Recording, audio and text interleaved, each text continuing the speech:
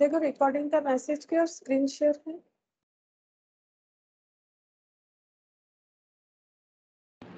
Ma'am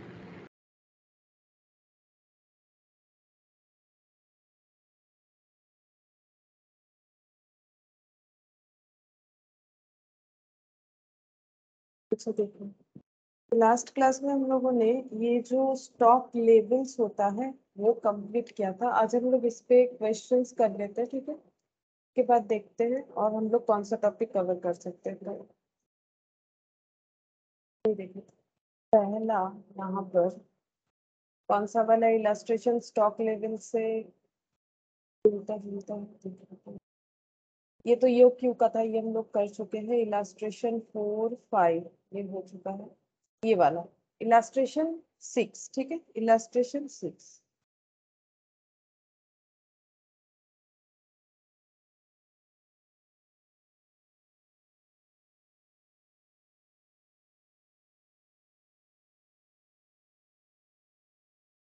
देखो इसमें क्या बोला है, two components A and B are used as follows.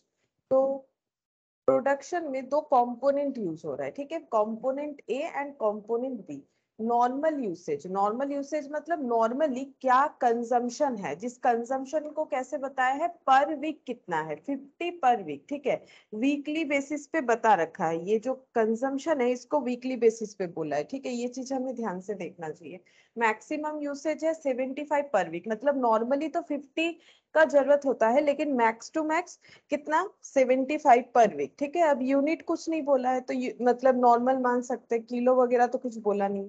अच्छा, मिनिमम यूसेज 25 पर वीक, मिनिमम यूसेज बोला है कि 25 पर वीक है।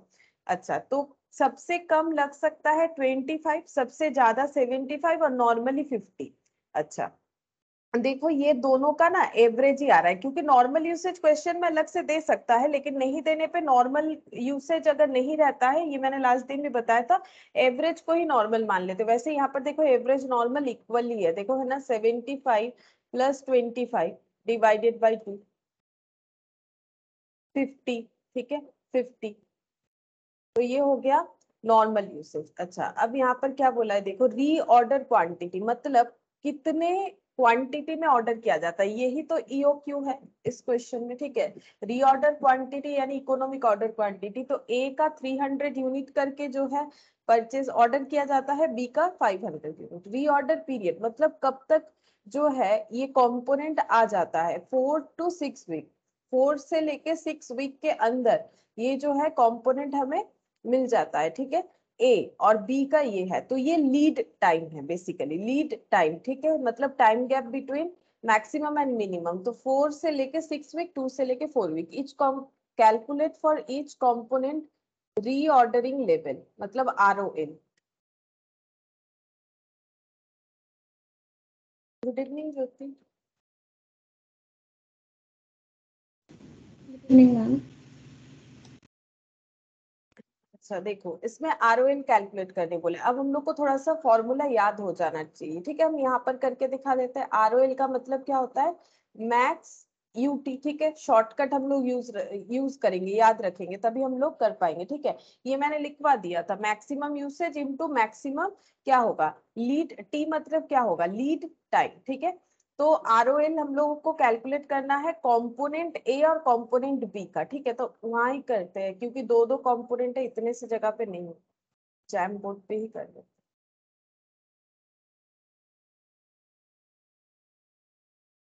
क्वेश्चन नंबर 6, ठीक है, ROL, रीऑर्डरिंग लेवल, ठीक है, reordering level for a component और फॉर बी। तो फॉर्मूला क्या होगा, देखो शॉर्टकट में याद रखेंगे, लेकिन जिनका MCQ है उनको कोई प्रॉब्लम नहीं है, लेकिन जिनको लिख के करना पड़े बाय चांस, ठीक है, तो उसमें क्या होगा, उसमें हम लोगों को ये पूरा डेटा लिखना पड़ेगा इस तरह से, reorder level maximum consumption into maximum lead time, ठीक है। और एक अगर MCQ पे आता है तो कोई प्रॉब्लम नहीं।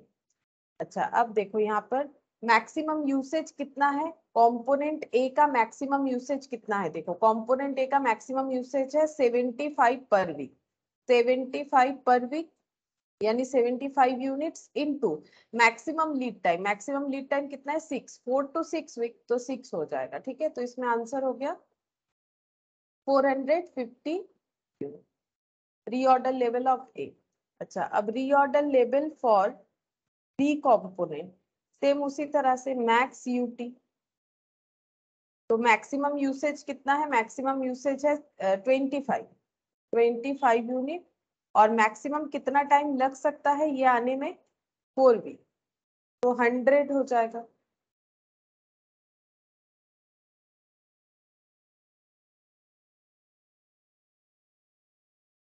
अच्छा सॉरी, मैंने ये गलत कर दिया। ये देखो मैक्सिमम यूसेज जो है ये दोनों कंपोनेंट का 75 है, ऐसा नहीं बोला। ये तो मिनिमम यूसेज है ना।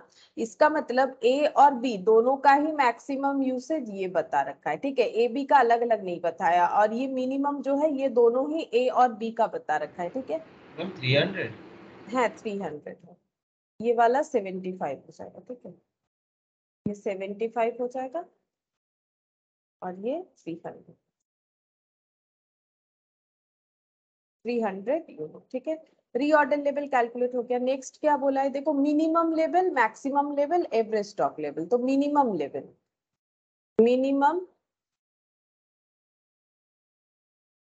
Level of A. तो मिनिमम लेवल कैसे कैलकुलेट करते हैं? देखो फॉर्मूला क्या था मिनिमम लेवल का? मिनिमम लेवल था रीऑर्डर लेवल, क्योंकि ऑर्डर आने तक नॉर्मल कंजम्पशन जो है वो तो चलता जाता है, ये मैंने समझाया था। तो ROL माइनस नॉर्मल यूटी। ठीक है, ROL minus NUT, normal usage into normal time. तो ए का ROL क्या है? 450 माइनस नॉर्मल यूसेज क्वेश्चन में दे रखा है, ये देखो 50। तो 50 into normal lead time. Normal lead time क्या होगा? नॉर्मल लीड टाइम हो जाएगा, हम लोगों को कुछ बताया नहीं है कितना है, तो हमें एवरेज कर देना चाहिए। मैंने जैसे पहले ही क्वेश्चन में बताया, अगर नॉर्मल नहीं होता है तो हम लोग एवरेज से काम चलाते हैं। तो अगर यहाँ पर यूसेज का नॉर्मल दे रखा है लेकिन लीड टाइम का नॉर्मल नहीं दिया है, तो हम लोग एवरेज को यूज करेंगे। तो एवरेज क्या हो जाएगा? ये देखो एवरेज हो गया, हम लोग ए वाला कैलकुलेट कर रहे हैं, तो 4 to 6 वीक, मतलब 4 + 6 डिवाइडेड बाई 2।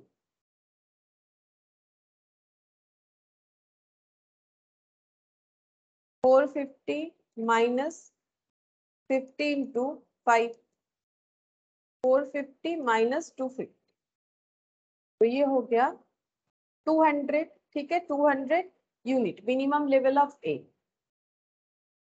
अच्छा, नेक्स्ट हो जाएगा minimum level of B. Same वही फॉर्मूला, ROL मिनिमम लेवल, तो रीऑर्डर लेवल से नीचे ROL minus normal UT.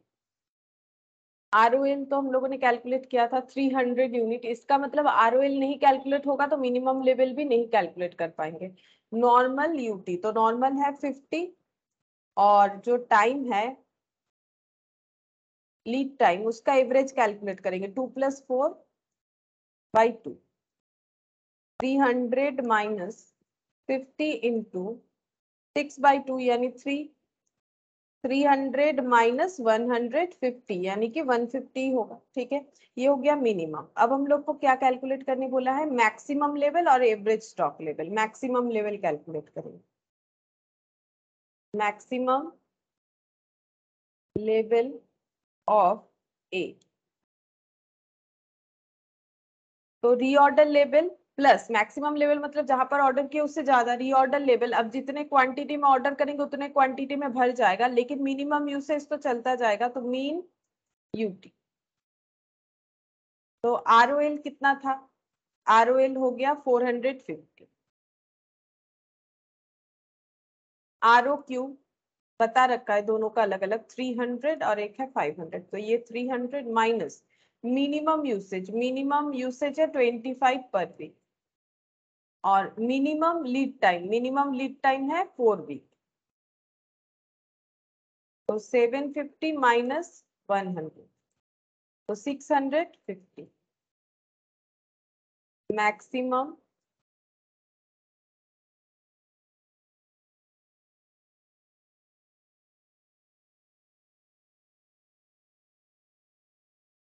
Level of B ROL plus ROQ minus mean UT. ये जितना लिखोगे उतना याद हो जाएगा, ठीक है, लिखते जाओगे ऑटोमेटिकली याद हो जाएगा। 300 plus ROQ 500 minus mean UT मतलब 50 इंटू 2 800 माइनस 100 700 300 प्लस 500 ये अच्छा ये होगा 25 मिनिमम। मैंने 50 लिख दिया है गलती से। तो 800 माइनस 50 750 यूनिट, ठीक है, ये हो गया। नेक्स्ट क्या पूछा है देखो, एवरेज स्टॉक लेवल। तो एवरेज स्टॉक लेवल कैलकुलेट करेंगे, यहाँ पर ही कर देते हैं तो ये क्वेश्चन कंप्लीट हो जाएगा। एवरेज स्टॉक लेवल ए का और बी का, ठीक है, तो ए का कैलकुलेट करते हैं। ए का हो जाएगा, देखो दो तरह से हम लोग कैलकुलेट कर सकते हैं। जब कुछ नहीं बोला है हम लोग max plus mean divided by 2 वही वाला फॉर्मूला ले लेते हैं। तो मैक्सिमम स्टॉक लेवल लेना है, यूसेज ले लोगे तो गलत हो जाएगा। Maximum stock level minimum stock level, तो यहाँ पर देखो मिनिमम है 200 और मैक्सिमम है 650, तो 650 प्लस 200 850 बाई 2 425 यूनिट्स। और बी का कितना हो जाएगा, बी का देखो, बी का मिनिमम लेवल है 150 और मैक्सिमम है 750, 150 और 750।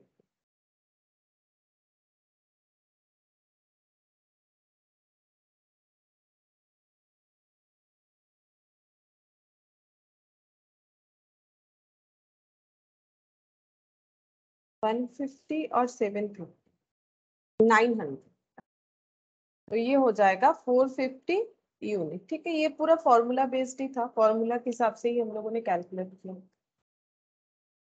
अच्छा नेक्स्ट देखते हैं,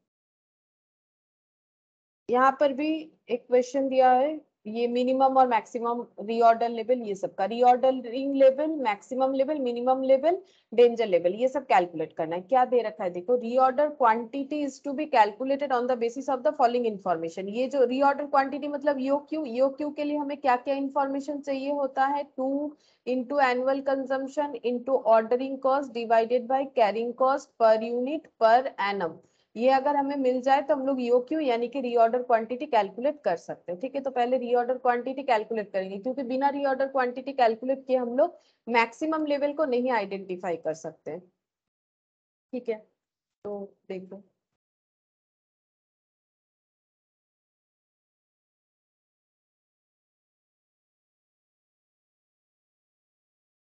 क्वेश्चन नंबर 7, फर्स्ट हम लोग कैलकुलेट करेंगे EOQ.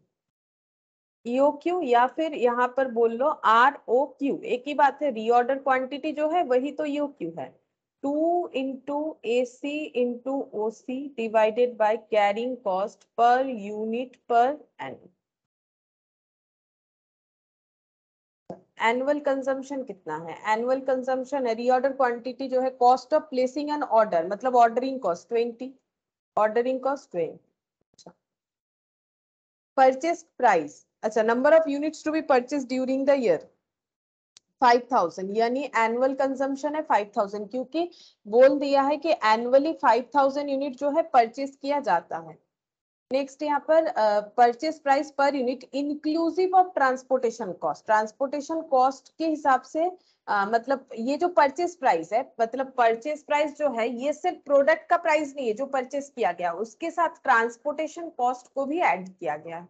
Annual cost of storage per unit is ₹5। ठीक है, एनुअल कॉस्ट ये स्टोरेज कॉस्ट यानी कि कैरिंग कॉस्ट पर यूनिट बताया है, एक यूनिट का, तो यही वाला हमें लेना है। ठीक है, मतलब इसका 10% होगा, तो हमें तो बता ही दिया कैलकुलेट करके 5, तो हम लोग 5 लिख लेते हैं। ठीक है, यहाँ पर 5 लिख लेते हैं, तो EOQ आ जाएगा। तो इसका आंसर कितना होगा, ये देखो, ये 1000 हो रहा है, 1000, और ये हो गया 40,000 हो रहा है। ठीक है, 40,000 अंडर रूट हो रहा है, तो इसका मतलब ये हो जाएगा 200 यूनिट। तो EOQ कैलकुलेट कर लिया है। ये बेसिकली वर्किंग नोट हो सकता था हम लोगों का। ठीक है, इसको वर्किंग नोट भी लिख सकते हो।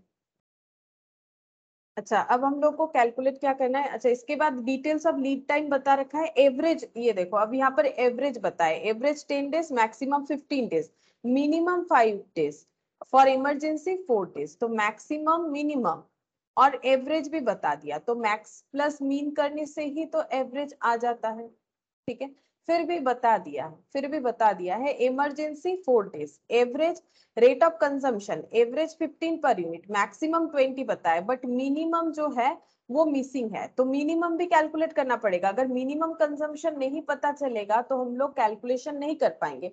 तो यहाँ पर एक मिसिंग फिगर है मिनिमम कंजम्पशन, ये हम लोग कैलकुलेट कर लेते हैं। ठीक है, मिनिमम कंजम्पशन पर डे, तो ये वर्किंग नोट नंबर 1 दे देते हैं। फिर working note number 2, minimum consumption per day इसीलिए लिखा, देखो पर डे बेसिस पे ही है, ये देखो पर डे बेसिस पे है, डे बेसिस पे है ना, इसीलिए। अच्छा, तो max plus mean divided by 2 equal to क्या होता है, एवरेज कंजम्पशन, क्योंकि हम लोग कंजम्पशन का कैलकुलेशन कर रहे हैं, तो ये कंजम्पशन लिख दिया मैंने, ये भी कंजम्पशन लिख दिया।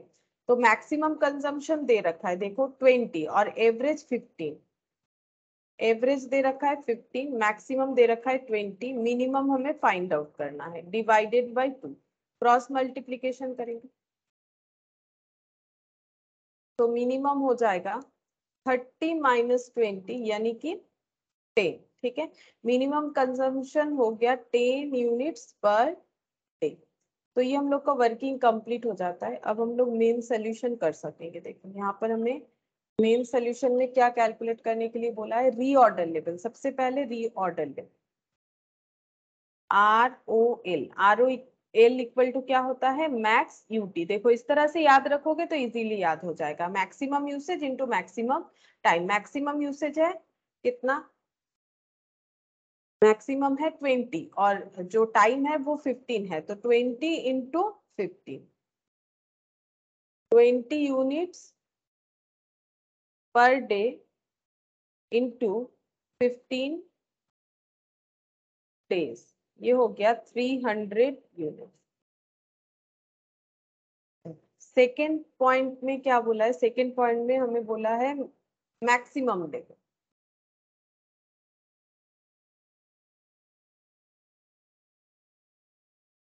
Maximum level, reorder level plus reorder quantity minus mean UT. ROL आ गया 300 यूनिट, ROQ 200 यूनिट, हम लोगों ने वर्किंग नोट पे कैलकुलेट किया 200 यूनिट, मीन यूटी, तो minimum usage into minimum time. Minimum usage कितना है, मिनिमम यूसेज भी हम लोगों ने वर्किंग में कैलकुलेट किया, मिनिमम टाइम यहाँ से ले लेते हैं 5 डेज है। ठीक है, और मिनिमम यूसेज कितना है 10 यूनिट्स, 10 इंटू 5, 10 इंटू 5, तो 500 माइनस 50, 450 यूनिट्स, ये हो गया मैक्सिमम लेवल। नेक्स्ट पूछा है मिनिमम और डेंजर, मिनिमम लेवल और नेक्स्ट उसके बाद डेंजर लेवल। देखो मिनिमम लेवल पूछा है, तो मिनिमम लेवल क्या होगा, मिनिमम लेवल का मतलब होता है ROL माइनस हो जाएगा, ROL माइनस नॉर्मल यूटी होता है। ठीक है, क्योंकि यहाँ पर एवरेज दिया हुआ है, देखो नॉर्मली क्या होता है नॉर्मल यूटी, अब नॉर्मल यूटी यहाँ पर नहीं दे रखा है, एवरेज दे रखा है, तो हम लोग एवरेज यूज करेंगे। तो 300 यूनिट हो गया ROL, normal usage into normal time, तो नॉर्मल यूसेज कितना है, नॉर्मल यूसेज है यहाँ पर एवरेज बोल रखा है, एवरेज 10 डेज और एवरेज यूज जो है वो हम लोगों ने कैलकुलेट किया है। ठीक है, तो यहाँ से लिख लेते हैं एवरेज यूज जो है वो 10 डेज है, 10 डेज इनटू कितना यूनिट करके है 15 यूनिट्स पर डे, ये यहाँ पर दे रखा है 15 units per day, 15 units per day, 300 minus 150 units, 150 units, ये हो गया मिनिमम लेवल। नेक्स्ट कैलकुलेट करेंगे डेंजर लेवल। डेंजर लेवल में इमरजेंसी सर्विस आ जाएगा, है ना, तो इसमें फॉर्मूला क्या होगा, average consumption into emergency lead time.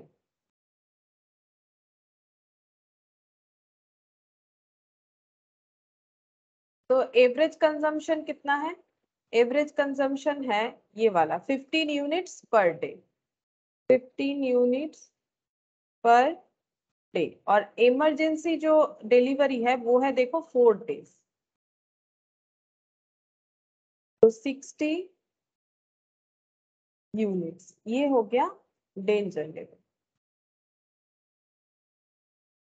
बस इसमें यही सारा चीज पूछा था और तो कुछ नहीं, ये अलग क्वेश्चन है।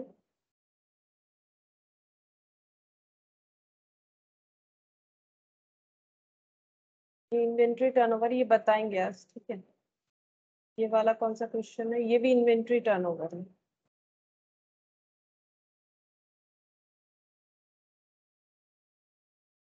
ये फीफो लीफो है,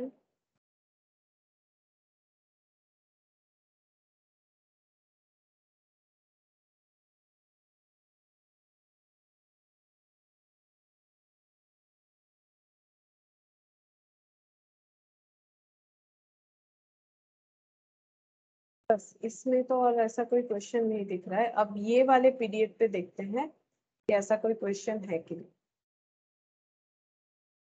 ये क्वेश्चन तो हम लोगों ने कर लिया था यू क्यू का, ये वाला एक क्वेश्चन है, लेकिन ये देखो ऑलरेडी हम लोगों ने पहला क्वेश्चन यही वाला किया, नॉर्मल यूसेज 300 यूनिट और मैक्सिमम यूसेज 450। एक बार चेक कर लेते, यही वाला किया शायद, मैक्सिमम 75, मैक्सिमम 70, अच्छा नहीं ये वाला नहीं किया, चलो ठीक है, तो यहाँ पर ही करके बता देते हैं ये वाला, ठीक है। इसका रीऑर्डर लेवल कितना होगा, तुम लोग भी कैलकुलेट कर सकते हो, करके मुझे बताओ इसका रीऑर्डर लेवल कितना होगा। आरओएल क्या होता है, मैक्स यूटी, हम लोग एक एक पॉइंट आउट कर सकते हैं ना, यहाँ पर ही करके दिखाते हैं, मैक्स यूटी है ना, तो maximum usage into maximum lead time, तो मैक्सिमम यूसेज कितना है 450 और मैक्सिमम लीड टाइम कितना है, ए बी दोनों का अलग अलग बोला है, तो मैक्सिमम लीड टाइम है 6 वीक, ये ए का कैलकुलेट हो जाएगा 450 इंटू 6, 450 इंटू 6, ये हो गया 2700, ये ए का हो गया, ठीक है। सिमिलरली बी का भी हम लोग कैलकुलेट कर सकते हैं, मैक्स यूटी, तो बी का कितना हो जाएगा, बी का maximum 450, same type of question है, बस जो वैल्यूज है वो अलग अलग है, तो प्रैक्टिस हो जा रहा है, देखो 450 इंटू 4, फॉर्मूला याद हो जाएगा करते करते, 1800, ये कंपोनेंट बी के लिए, ठीक है, कंपोनेंट बी के लिए ये वाला आरओएल हो गया। अब नेक्स्ट हम लोग को कैलकुलेट करना है मैक्सिमम लेवल, मैक्स ब्रैकेट में लिख देते हैं ए का, ठीक है, और मैक्स बी का, तो उसमें हो जाएगा आर ओ एल, फॉर्मूला क्या होगा, आर ओ एल प्लस, ये देखो are O L plus E O Q या फिर आर ओ क्यू माइनस क्या हो जाएगा एवरेज यूटी, ठीक है। अच्छा एक मिनट, ये वाला आंसर एक बार टैली कर लेते हैं कि आर ओ एल का सही आया है कि नहीं, सही आया है, सही किया है, फिर भी एक बार जस्ट चेक कर लेते हैं आंसर के साथ। हाँ ये हो गया 2700, ये 1800। अच्छा minimum maximum level R O L plus R O Q minus mean UT, ठीक है, मीन यूटी। अच्छा आर ओ एल का मतलब पहले वाले में R O L 2700 plus E O Q 2400 minus mean UT, minimum usage 150 और मिनिमम लीड टाइम ए का 4। ठीक है, तो ये कितना हो जाएगा 2700 प्लस 2400 माइनस ये हो गया 600, 4500 हो जाएगा। ठीक है, ये हो गया 4500। बी का हो जाएगा यहाँ पर ROL, बी का ROL है 1800 प्लस EOQ 3600 माइनस हो जाएगा minimum usage into minimum lead time. तो मिनिमम लीड टाइम बी का कितना है 2 है। तो 1800 प्लस 3600 माइनस 300, तो ये हो गया 5100। ये हो गया मिनिमम लेवल। अब मैक्सिमम लेवल, मैक्सिमम लेवल कैसे होता है? मैक्सिमम लेवल में, सॉरी ये मैक्सिमम किया था मैंने, अच्छा मैंने पहले ये वाला कर दिया। ठीक है, कोई बात नहीं, अभी हम लोग मिनिमम लेवल कर लेते हैं। मिनिमम ऑफ ए और मिनिमम ऑफ बी। ठीक है, मिनिमम लेवल क्या होता है? ROL माइनस हो जाता है, ROL माइनस नॉर्मल यूटी। ठीक है, तो ROL कितना है 2700 ए का, नॉर्मल यूसेज 300। ठीक है, और नॉर्मल लीड टाइम कितना है यहाँ पर नहीं बताया, तो एवरेज करना पड़ेगा। 4 + 6 10/2 है ना, 10/2 हो गया। तो इसमें आंसर कितना होगा 2700 तो है ही, ये हो गया 10/2 यानी 5, तो 1500 माइनस कर दो 1500 यानी 1200 हो जाएगा मिनिमम ऑफ ए। ठीक है, और मिनिमम ऑफ बी सेम उसी तरह से ROL 1800 है, इसका ROL 1800 है minus normal UT 300 into 2 + 4 divided by 2। ये हम लोग इसीलिए करते हैं, अगर हमें एवरेज नहीं दिया हुआ रहता है तो हम लोग एवरेज बना लेते हैं। ठीक है, और नॉर्मल कंजम्पशन दिया हुआ रहता है तो वो यूज करते हैं, बट वो तो नहीं है, रेंज दे रखा है मीन टू मैक्स। अच्छा, अब ये कितना हो गया 1800 माइनस ये हो गया 4 + 2 6/2 3 इंटू 300 900। तो इसमें आंसर आ जाएगा 900 यूनिट। इसका मतलब reorder level, minimum level, maximum level ये सब कैलकुलेट हो गया। अब एवरेज स्टॉक लेवल, एवरेज में क्या हो जाएगा, एक तरह से आंसर आ जाएगा max plus mean divided by 2। तो मैक्स ऑफ ए कितना है 4500 और मीन ऑफ ए है 1200। तो 1200 प्लस 4500 प्लस 1200 डिवाइडेड बाय 2, 2850। ठीक है, एवरेज ए का आ जाएगा, ए का आ जा रहा है 2850। कैसे आया? Max plus mean divided by 2 करके। ठीक है, अच्छा और एक तरीके से और बी का भी देख लेते same, 900 plus 5100, 5100 plus 900 divided by 2, 3000 हो जाएगा। ठीक है, इसमें आंसर हो जाएगा 3000। अच्छा, और एक तरह से भी होता है, और एक फॉर्मूला होता है mean plus half of EOQ। ठीक है, mean plus half of EOQ, तो मीन कितना है 1200, तो 1200 प्लस हाफ ऑफ EOQ। ए के केस में ए का EOQ का हाफ 1200 हो जाएगा, तो 1200 प्लस 1200 2400 हो गया। ठीक है, अच्छा अब यहाँ पर अगर इस तरह से मीन ऑफ बी भी कैलकुलेट करते हैं तो 900 एवरेज ऑफ बी, मीन का फॉर्मूला लेके हाफ ऑफ EOQ मतलब 3600 का हाफ, यानी ये हो गया 1800, 1800 प्लस 900 2700। ठीक है, इसमें आंसर हो गया 2700। तो दोनों तरह से भी हम लोग कर सकते हैं, बाकी MCQ रहने से तो पता ही चल जाएगा किस बेसिस पे आंसर जो है इन्होंने किया है। तो क्वेश्चन बिल्कुल पहले वाले क्वेश्चन की तरह ही था, बस डिजिट्स जो है वो अलग थी।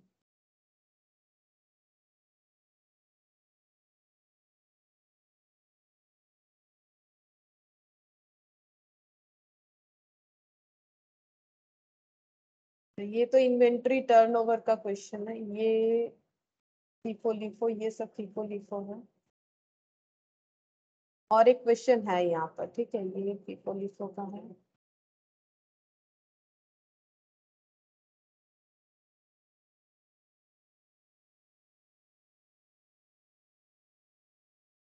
ये रहा, ये वाला शायद अभी हम लोगों ने जो क्वेश्चन किया था वो और ये सेम है, एक बार चेक कर लेते हैं। 50 पर वीक 300 और 500, ये वाला 50 पर वीक 300 और 500, हाँ 75 और 25, ठीक है। ये वाला क्वेश्चन इलस्ट्रेशन 6 है, वो पीडीएफ और ये क्वेश्चन जो है ये सेम है। उस पीडीएफ का क्वेश्चन नंबर 6 और ये एकदम सेम है, डेटा भी सेम ही दे रखा है, ठीक है। तो इसको और नहीं कर रहे हैं, ये तो हम लोगों ने कर लिया था।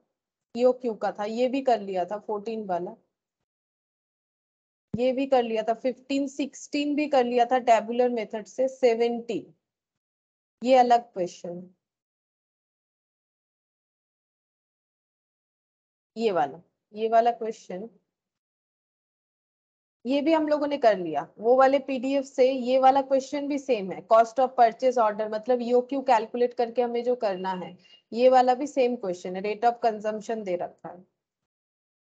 ये वाला क्वेश्चन हम लोग करेंगे इलास्ट्रेशन 20, ठीक है। इलास्ट्रेशन 20 ये हम लोग को करना पड़ेगा। यहाँ पर क्या बोला है देखो, messrs tubes limited are the manufacturer of picture tube for TB. The following are the details of their operation during the year 2015. Average monthly market demand, ये क्या दे रखा है, ये एवरेज मंथली मार्केट डिमांड दे रखा है, ठीक है।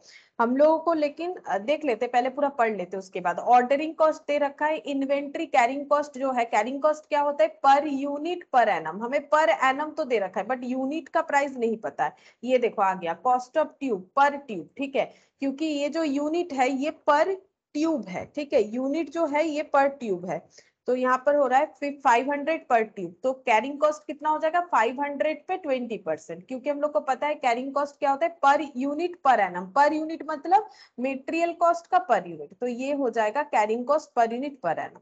नॉर्मल यूसेज ये वीकली दे रखा है, देखो कहीं पर कंजम्पशन दे रखा है मंथली, मतलब कहीं पर डेटा जो है वो मंथली है और यहाँ पर वीकली दे रखा है। मिनिमम यूसेज 50 पर वीक और मिनिमम मैक्सिमम 200 पर वीक, और ये दे रखा है नॉर्मल यूसेज। देखो यहाँ पर लेकिन मैक्स और मीन का अगर एवरेज करोगे ना, मतलब 200 प्लस 50 डिवाइडेड बाई 2, तो यहाँ पर कितना आएगा, यहाँ पर आ जाएगा 125, है ना।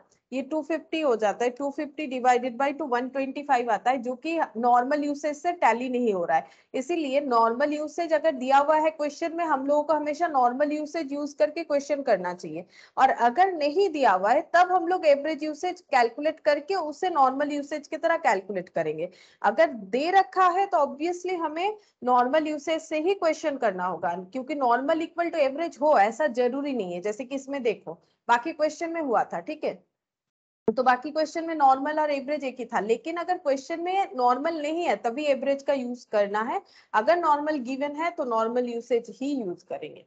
Lead time to supply 6 to 8 weeks. हमें पहले पूछा है ईओक्यू बताओ, फिर if the supplier is willing to supply quarterly 1500 unit at a discount of 5%, is it worth accepting, क्या हमें एक्सेप्ट करना चाहिए, reorder level, minimum level, maximum level, ये पूछता है, ठीक है। तो पहले हम लोग ईओक्यू कैलकुलेट करेंगे।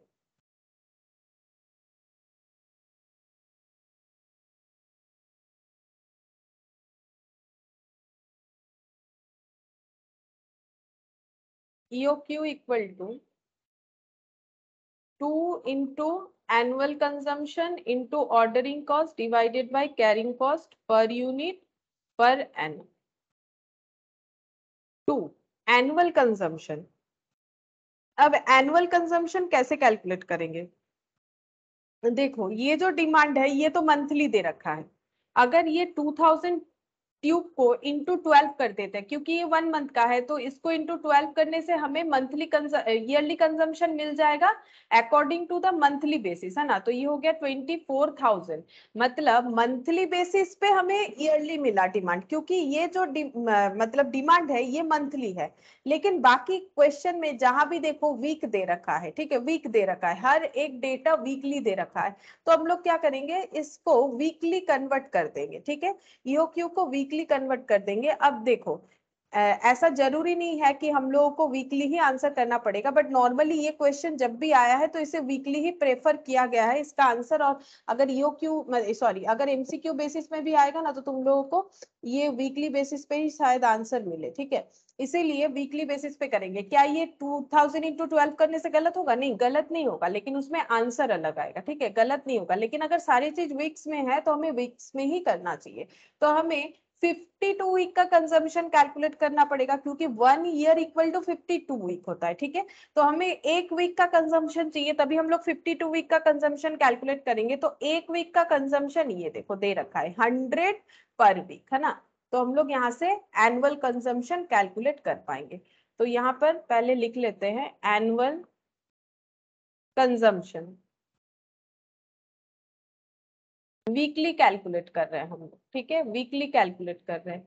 तो 100 पर वीक इंटू 52, 5200, 5200। ऑर्डरिंग कॉस्ट देखते हैं, ऑर्डरिंग कॉस्ट है 1000 पर ऑर्डर,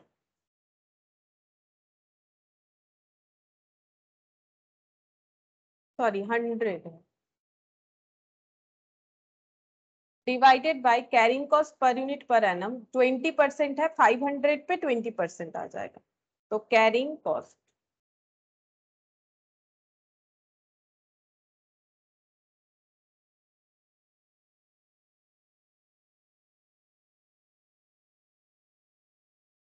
कैरिंग कॉस्ट 500 पे 20%, तो 100 पर यूनिट, मतलब पर ट्यूब, यहाँ पर ट्यूब पर एनम, ये यूनिट जो है ये ट्यूब है। तो 100, अब इसका आंसर कैलकुलेट करना पड़ेगा। तो ये कितना हो रहा है, 100 100 कैंसिल, ये हो गया 104 और 00, 10,400 का रूट, 10,400 का रूट, ये पॉइंट में आ रहा है 101.9 आ रहा है। तो 102 अप्रोक्स कर देते हैं, 102 अप्रोक्स यहाँ पर ट्यूब्स, ठीक है, यूनिट लिखना चाहिए, तो ये ट्यूब्स हो गया। अच्छा, तो पहले हम लोगों ने ये क्यू तो कैलकुलेट कर लिया। अब बोल रहा है कि if supplier is willing to supply quarterly, अगर ये लोग चाहते हैं कि क्वार्टरली ऑर्डर करे, वो भी 1500 यूनिट करके, ठीक है, एट ए डिस्काउंट ऑफ 5%, मतलब सप्लायर बोल रहा है कि अगर 1500 करके 4 क्वार्टर पे लोगे, ठीक है, तो 1500 करके देखो 4 क्वार्टर पे लेने से कितना होगा, एक क्वार्टर, तो ये हो गया 6000, ठीक है।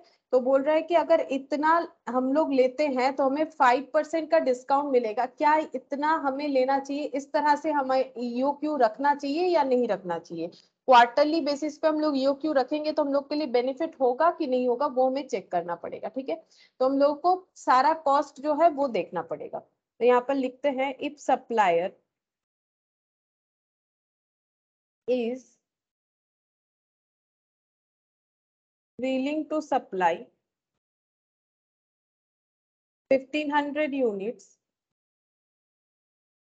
at the rate at discount, at a discount of 5%, तो कितना कॉस्ट आ रहा है, ठीक है, कॉस्ट चेक करते हैं। टोटल कॉस्ट, टोटल कॉस्ट में क्या क्या आएगा, purchase cost plus ordering cost plus carrying cost.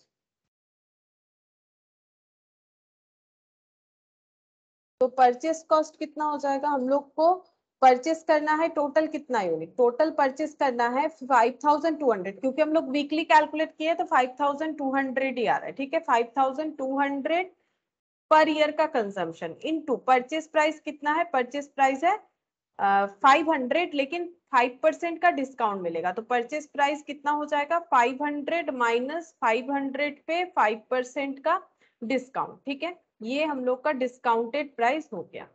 अच्छा, ordering cost, number of order, अगर 5200 का कंजम्पशन करना है और अगर हम लोग एट ए टाइम 1500 यूनिट करके ऑर्डर करेंगे तो हम लोगों का ऑर्डरिंग कॉस्ट कितना सारा ऑर्डर होगा, 5200 divided by 1500, number of order into ordering cost per order जो कि 100 है, ये वाला 100, और carrying cost half into E O Q, मतलब यहाँ पर जितना ऑर्डर कर रहे हैं एक बार में 1500 इनटू यहाँ पर हो जाएगा carrying cost per unit per annum, तो कैरिंग कॉस्ट कितना हो जाएगा, ये हम लोगों का 100 नहीं होगा क्योंकि 500 पे कैलकुलेट नहीं होगा, 5% डिस्काउंट हो चुका है, तो ये 500 माइनस 500 पे 5% डिस्काउंट करने से डिस्काउंटेड परचेस प्राइस पता चलेगा, इस पे कितना परसेंट, 20%, ठीक है। कैरिंग कॉस्ट तो परचेस प्राइस पे लगता है, तो परचेस प्राइस कैलकुलेट करना पड़ेगा पहले। जैसे यहाँ पर देखो 5200 इंटू ये कितना हो गया, 500 का 5%, ये होता है 25, 25 से 500 लेस कर दो, हो गया 475। इसका मतलब परचेस प्राइस आ रहा है 475 प्लस ये वाला अमाउंट हो जाएगा 5200 डिवाइडेड बाय 1500 इंटू 100, तो 346.66 आ रहा है, तो हम इसको 67 कर लेते हैं। अच्छा, हाफ ये वाला आ जाएगा, हाफ इंटू 1500, 1500 डिवाइडेड बाई 2 हो गया 750, और ये हो रहा है ये वाला 475, 475 इंटू 20%, तो इसमें आंसर आ रहा है 71,250। अब सब टोटल कर लेते हैं, 71,250, 346.67, और ये टोटल हो जाएगा 5,200 इंटू 475, 5,200 इंटू 475, ठीक है। 5,200 इंटू 475, ये 24 लाख आ रहा है, 24,70,000। ये हो गया 346.67 प्लस 71250, 71,596.67, ठीक है। अब इसका टोटल करना पड़ेगा, 346 है ना, अच्छा शायद मैंने गलत टोटल कर लिया, 71,250 प्लस 346.67, 71,000 नहीं, ठीक है, अच्छा 24,70,000। तो इसमें आंसर आ रहा है 25,41,596.67, ठीक है। ये हो गया कॉस्ट, टोटल कॉस्ट। अगर हम लोग सप्लायर के हिसाब से 1500 करके ऑर्डर करते हैं तो हमें 5% डिस्काउंट मिलेगा, उस हिसाब से टोटल कॉस्ट।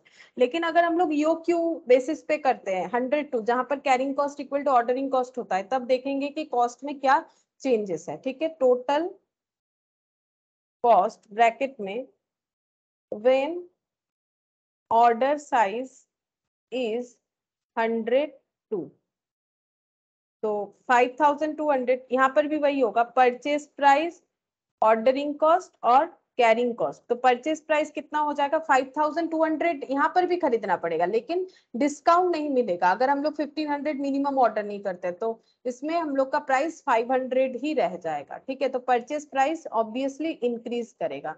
ऑर्डरिंग कॉस्ट 5,200, हम लोग 102 करके ऑर्डर करेंगे, ऑर्डरिंग कॉस्ट है 100 करके। Carrying cost half into EOQ into carrying cost per unit per annum 500 basis पे है 100 रुपीज, ठीक है। तो ये कितना हो जाएगा 5,200 into 500, 26 lakh plus 5,200 into 100 divided by 102, तो ये पॉइंट में आ रहा है 5,098.03 प्लस 15 टू 100, 5,100, ये 50 हो जा रहा है, 100/2, 15 टू 102 कर दिया। अब ये सब टोटल करेंगे, 5,100 प्लस 5,098.03 प्लस 26 लाख, यहाँ पर कॉस्ट आ रहा है 26,10,198.03, ठीक है। ये आ रहा है, इसके पहले वाला 25 समथिंग आया था, ठीक है। तो इसका मतलब हम लोगों को ये वाला ऑप्शन लेना चाहिए, ठीक है। 5% डिस्काउंट में टोटल कॉस्ट कम आ रहा है, तो ऑब्वियसली हमें ये वाला डिस्काउंट लेना चाहिए।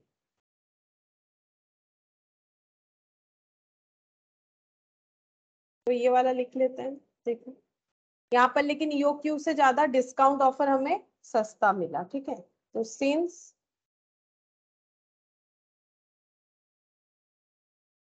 The total cost under quarterly supply of 1500 unit with 5% discount is lower than that when order is 102 units. The offer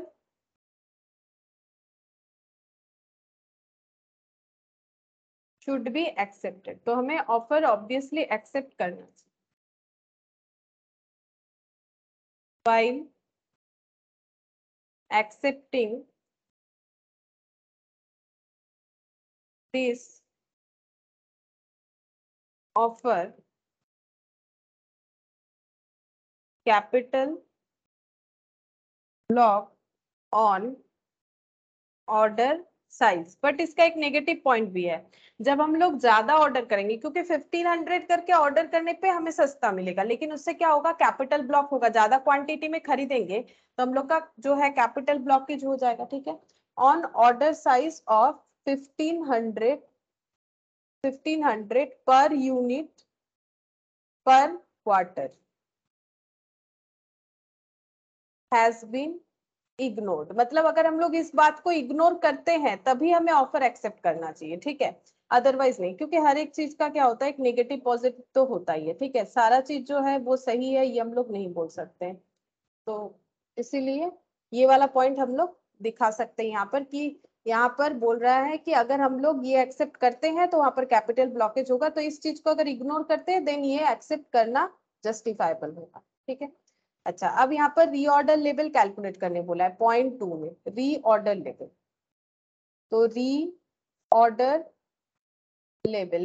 level क्या होता है, मैक्स यूटी है ना, maximum usage into maximum lead time. तो मैक्सिमम यूसेज कितना है check करते हैं. मैक्सिमम यूसेज ये रहा 200 tubes per week. 200 tubes per week into maximum lead time. Maximum lead time है 8 वीक्स. तो ये हो गया 1600 ट्यूब्स, क्योंकि आंसर हमेशा यूनिट में आता है. तो 1600 tubes. Third point, minimum level of stock. Minimum stock level. Minimum stock level क्या होगा, ROL रीऑर्डर लेवल माइनस क्या हो जाएगा, नॉर्मल यूपी.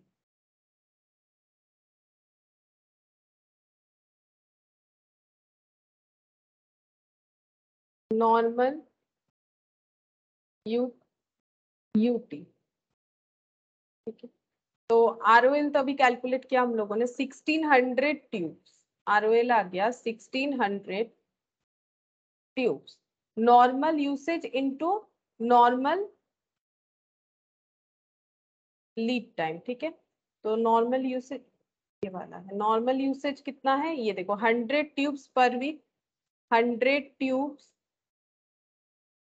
पर week into normal lead time. देखते हैं नॉर्मल लीड टाइम हमें कुछ अलग से दिया है तो वो लेना पड़ेगा. नहीं, अलग से नहीं दिया है, तब हम लोग एवरेज कैलकुलेट करेंगे. यानी 6 + 8 डिवाइडेड बाई 6 + 8 डिवाइडेड बाई 2, ये एवरेज. ठीक है. ये एवरेज जिनको लिख के करना है ना उनको इसका वर्किंग नोट बना लेना चाहिए कि हम लोग एवरेज से कर रहे हैं, एक नोट दे देना चाहिए. ठीक है. MCQ होगा तो नोट का तो जरूरत नहीं होगा, तो एक नोट देना जरूरी है. माइनस यहाँ पर हो गया 100 इंटू 8 + 6/2 7. तो 1600 माइनस 700 900.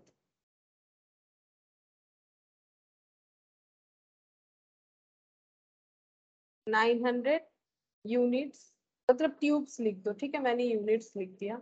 और ये फोर्थ नंबर पे क्या बोला है, फोर्थ नंबर पे बोला है मैक्सिमम लेवल ऑफ स्टॉक.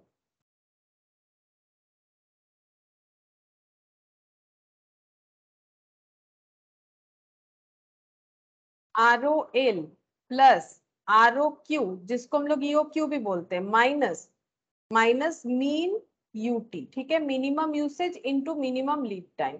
तो रीऑर्डर लेवल, ठीक है, रीऑर्डर लेवल कितना था, रीऑर्डर लेवल यहाँ पर भी देख के लिख सकते हैं 1600 था। ROQ ये आया था 102, ठीक है, मीन UT, मीन यानी 50 मिनिमम यूसेज और minimum lead time 6 week. 1702 minus 300, 1702 minus 300, 1402 units। बस इसमें इतना ही बोला था और कुछ नहीं, ठीक है।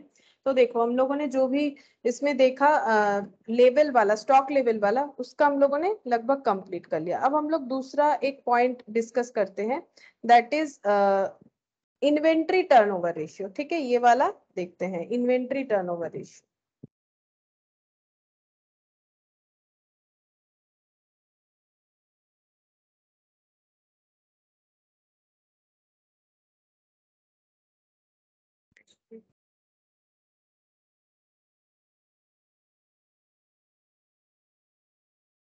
इन्वेंट्री टर्नओवर रेशियो, ठीक है, ये रेशियो एनालिसिस में भी तुम लोगों ने पढ़ा होगा, ठीक है, एफएम में रेशियो एनालिसिस जो होता है, या फिर कभी कभी अकाउंट्स में भी रेशियो एनालिसिस रहता है, तो वहां पर हम लोग इन्वेंट्री टर्नओवर रेशियो पढ़ते हैं। इन्वेंट्री का मतलब क्या होता है, स्टॉक, ठीक है, स्टॉक का टर्नओवर, टर्नओवर मतलब यहाँ पर मूवमेंट, ठीक है, स्टॉक का क्या मूवमेंट है। अब स्टॉक जो है वो दो तरह से मूव कर सकता है, कैसे, as a finished goods, finish goods हमारा स्टॉक हो सकता है, ठीक है, फिनिश गुड्स को हम लोग कितना सेल कर पा रहे हैं, ठीक है, फिनिश गुड्स को हम लोग कितना सेल कर पा रहे हैं, कितना बार सेल हो रहा है, फिनिश गुड्स हम लोग का मूव करके कितना बार, कितने टर्न में वो सेल जनरेट कर रहा है, वो एक हम लोग पॉइंट आउट कर सकते हैं। दूसरा हो सकता है कि अगर हम लोग मैन्युफैक्चरर है, तो रॉ मेटेरियल, तो मैन्युफैक्चरर के लिए ये भी एप्लीकेबल हो सकता है, रॉ मेटेरियल जो है वो कितना बार हम लोग फिनिश्ड गुड्स में ट्रांसफर कर रहे हैं, मतलब रॉ मेटेरियल का मूवमेंट एक हो जा रहा है, फिनिश गुड्स का मूवमेंट जो कि सेल कर रहे हैं, तो फिनिश गुड्स को कितने टाइम पूरे ईयर में सेल कर रहे हैं, सेल का टर्नओवर जो है कितना टाइम्स टर्नओवर हो रहा है, ठीक है, कितने क्वांटिटी में नहीं, कितना टाइम्स टर्नओवर हो रहा है, that is inventory turnover ratio. अब स्टॉक हम लोग का क्या हो सकता है, फिनिश गुड्स भी हम लोग का स्टॉक हो सकता है, रॉ मटेरियल भी हम लोग का स्टॉक हो सकता है। अगर हम लोग मैन्युफैक्चरर है तो रॉ मटेरियल हम लोग का स्टॉक होगा, तो रॉ मटेरियल जो है ये हम लोग कितना बार कंज्यूम करवा रहे हैं फिनिश गुड्स बनाने के लिए एक साल में, उसको कैलकुलेट करने को बोला जाता है इन्वेंट्री टर्नओवर रेशियो, ठीक है। और फिनिश गुड्स को हम लोग क्या करते हैं, कितना बार हम लोग फिनिश गुड्स को मतलब सेल करते हैं, एक साल में कितना बार फिनिश गुड्स को हम लोग सेल कर पा रहे हैं, उसको जब कैलकुलेट करते हैं उसे हम लोग बोलते हैं इन्वेंट्री टर्नओवर रेशियो। तो देखो ये यहाँ पर हम लिखवा देते हैं, दोनों जो अभी मैंने बोला वो दोनों पॉइंट हम लिखवा देते हैं। In a year how many times you have converted और consume your raw material, raw material कितना बार हम लोग कंज्यूम कर रहे हैं या कन्वर्ट कर रहे हैं फिनिश गुड्स में, ठीक है, रॉ मटेरियल को कितना बार कंज्यूम्ड या फिर कन्वर्ट कर रहे हैं फिनिश गुड्स में, उसको कैलकुलेट करने को बोला जाता है इन्वेंटरी टर्नओवर रेशियो। या फिर in a year how many times, how many times you are converted your finish goods,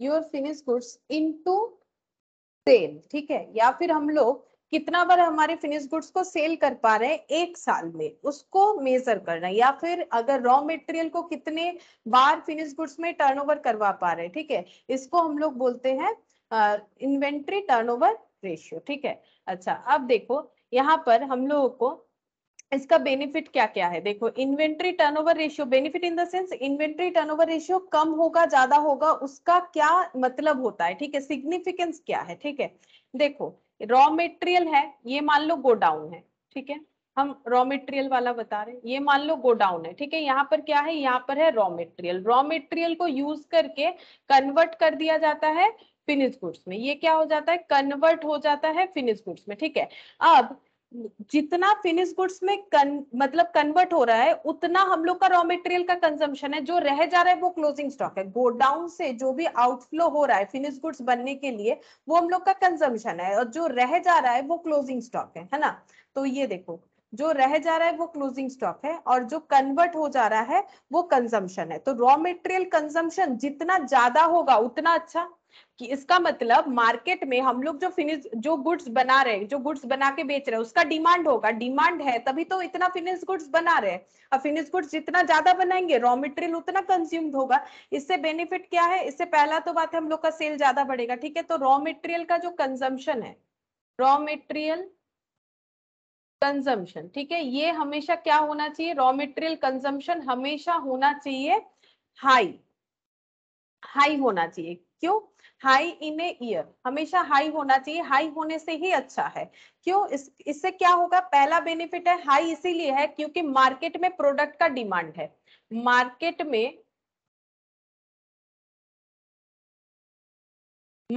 demand of produced product, ठीक है, जो प्रोडक्ट हम लोग प्रोड्यूस कर रहे हैं उसका मार्केट डिमांड होगा तभी जाके रॉ मटेरियल कंजम्पशन हाई होगा। ठीक है, दूसरा चीज इसमें बेनिफिट क्या हो रहा है, इसका मतलब क्या, हम लोग का मार्केटेबल है प्रोडक्ट। दूसरा यहाँ पर स्टॉक जो है, stock is not necessary, stock is not necessary, यहाँ पर स्टॉक का मतलब हम बोल रहे हैं स्टॉक करके रखना। ठीक है, मतलब कैरिंग कॉस्ट लो हो जाएगा। स्टॉक इज नॉट नेसेसरी मतलब रॉ मटेरियल को स्टॉक करके नहीं रखना पड़ेगा गोडाउन में। ठीक है, या फिर इसके जगह पे हम ये बोल देते हैं, ये देखो carrying cost will be reduced and control. ठीक है, तो अगर क्यों हो रहा है ऐसा, देखो जब भी हम लोग का रॉ मटेरियल आ रहा है मार्केट में, फिनिश गुड्स का इतना डिमांड है, इतना सेल हो रहा है कि हम रॉ मटेरियल आ रहा है कन्वर्ट हो रहा है फिनिश गुड्स, रॉ मटेरियल आ रहा है कन्वर्ट हो रहा है फिनिश गुड्स, तो हम लोगों को क्या करना पड़ेगा, रॉ मटेरियल को स्टॉक करके नहीं रखना पड़ेगा, तो इसमें कैरिंग कॉस्ट बचेगा। अब कैरिंग कॉस्ट रिड्यूस अगर ना भी करवा पाए, कम से कम कंट्रोल तो करवा ही सकते हैं, तो कोई भी एक पॉइंट हो सकता है, या तो रिड्यूस या तो कंट्रोल। ठीक है, तो वही चीज बोल रहा है कि इसमें रॉ मटेरियल कंजम्पशन जितना ज्यादा होगा उतना अच्छा। रॉ मटेरियल कंजम्पशन ज्यादा होगा तो कैरिंग कॉस्ट भी कम होगा, सेल भी ज्यादा हो रहा है, इसका मतलब क्योंकि मार्केट में प्रोडक्ट जो है वो डिमांडेड है। ठीक है, तो इससे ये कंक्लूजन आता है कि हायर द आईटीआर मतलब inventory turnover ratio, higher the ITR जितना ज्यादा होगा the faster is the movement, क्योंकि रेशियो का फॉर्मूला लिखने से ही समझ में आ जाएगा क्यों ये ज्यादा हो रहा है, तो फास्टेस्ट मूवमेंट माना जा रहा है, is the movement of faster is the movement of inventory or raw material if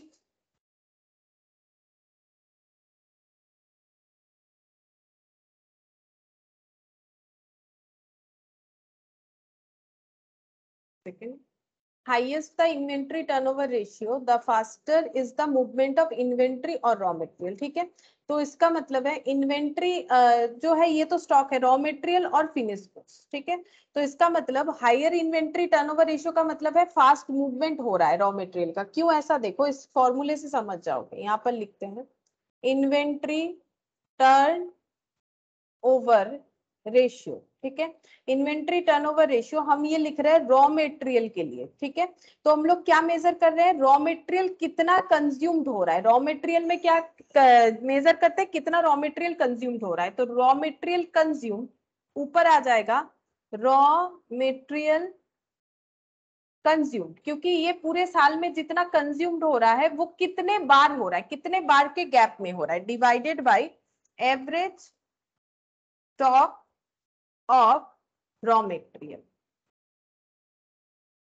ठीक है। Average stock of raw material, ठीक है। Average stock of raw material मतलब कितना स्टॉक रह रहा है, उसमें से कितना कंज्यूम हो रहा है। तो ये डिवाइड करने से हमें पता चल जाएगा कि हम लोग कितना रॉ मेटेरियल टर्नओवर करवा रहे हैं, ठीक है। अच्छा, अब देखो ये यहाँ पर जितना ज्यादा होगा उतना अच्छा, ऐसा क्यों बोल रहा है, इसका आंसर मान लो ये एवरेज स्टॉक लेवल है 2 पर यूनिट, ठीक है। रॉ मटेरियल कंज्यूम्ड है 10, तो ये हो गया 5 टाइम्स, इसका मतलब रॉ मटेरियल मूवमेंट 5 टाइम्स हो रहा है। अब मान लो रॉ मटेरियल का कंजम्पशन मैंने यहाँ पर कर दिया 4, एवरेज स्टॉक लेवल 2 ही है, तो यहाँ पर कितना हो गया 2, ये कम हो गया।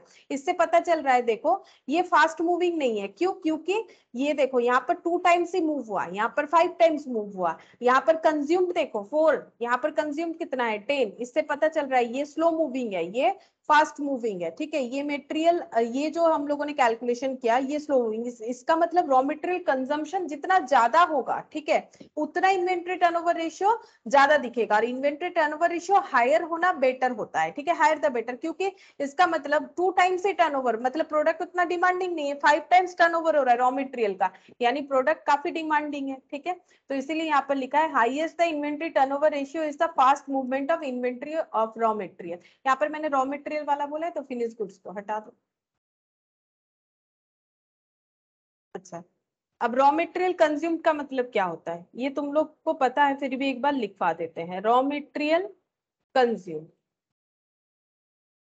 रॉ मटेरियल कंज्यूम्ड का मतलब होता है opening stock of raw material जितना भी था वो तो हम लोग लेंगे ही, opening stock of raw material plus अगर हम लोगों ने कोई रॉ मटेरियल परचेज किया है तो परचेज करेंट ईयर में, परचेज ऑफ रॉ मटेरियल।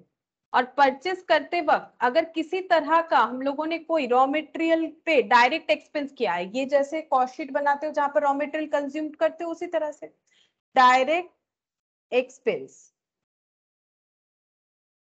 और अगर कोई रिटर्न है, ठीक है, वो लेस कर देंगे। अगर क्रेडिटर को कोई मटेरियल रिटर्न कर दिया है तो रिटर्न टू सप्लायर, अगर ऐसा कुछ है तो ये पॉइंट भी यहाँ पर हम लोग इंक्लूड करेंगे, रिटर्न रिटर्न टू सप्लायर, ठीक है, minus closing stock.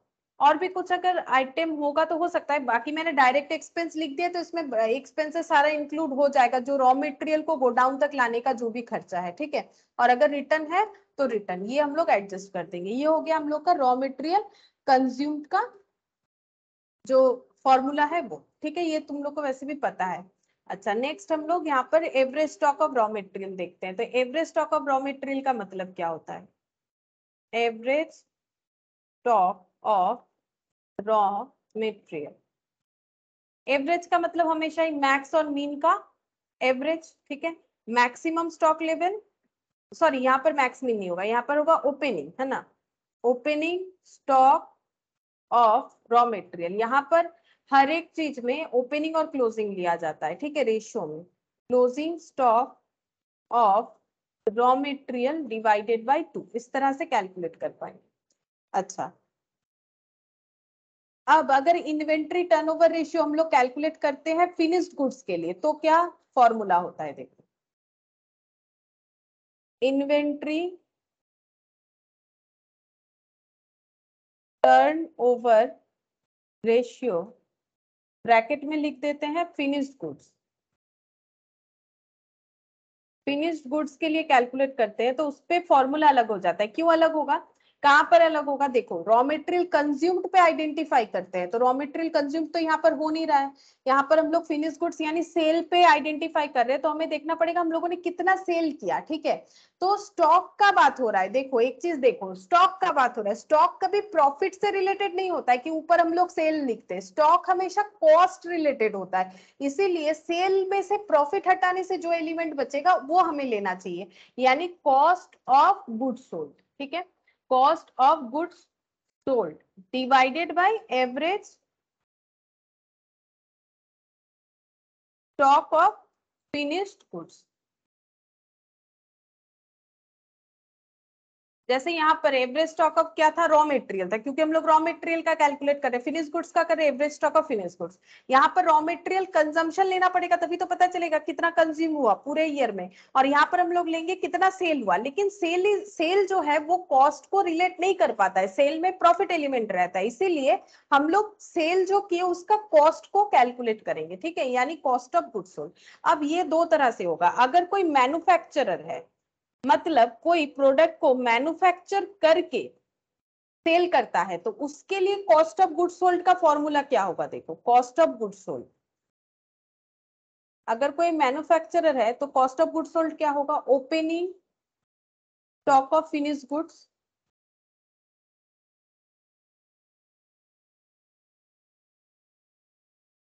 Plus goods produced होगा यहाँ पर in current year minus closing stock of finished goods, ठीक है, ये हो जाएगा मैन्युफैक्चरर के लिए।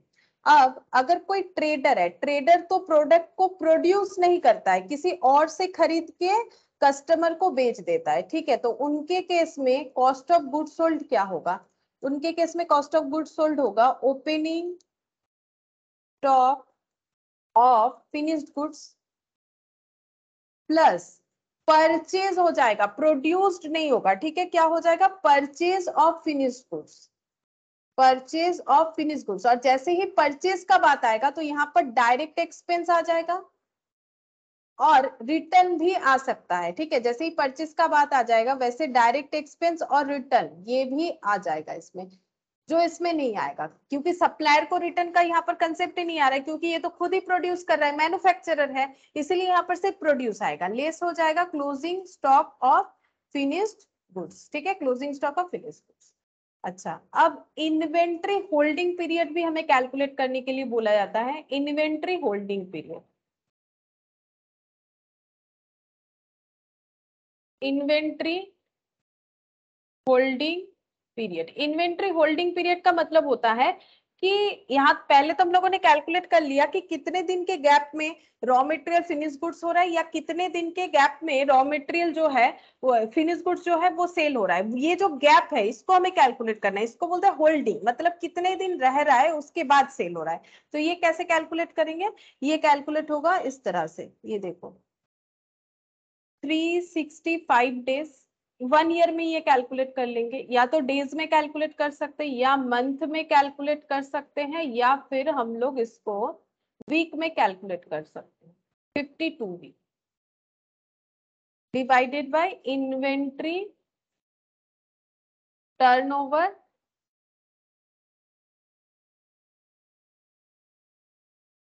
रेशियो, ठीक है, इन्वेंट्री टर्नओवर रेशियो। तो ये देखते हैं कैसे होगा, अभी समझ में आ जाएगा। अच्छा, एक क्वेश्चन लेते हैं।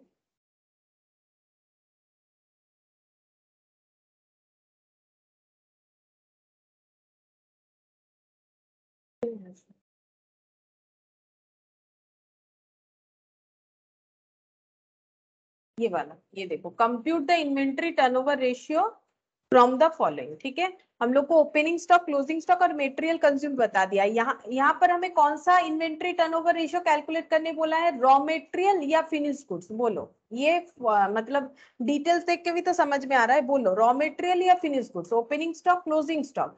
मटेरियल कंज्यूम्ड जब बोल दिया है तो इसका मतलब रॉ मटेरियल वाला बोल रहा है ना, तो हम लोग रॉ मटेरियल वाला ही कैलकुलेट करेंगे। तो कैसे कैलकुलेट होगा, देखो inventory turnover ratio,